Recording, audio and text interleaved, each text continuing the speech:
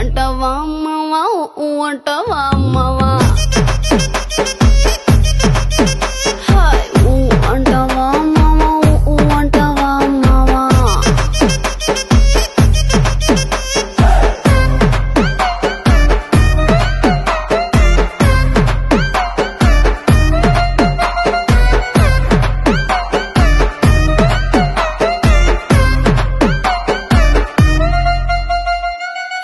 ఎత్తుకుంటే ఒకడు ఎగిరి గంతులేస్తాడు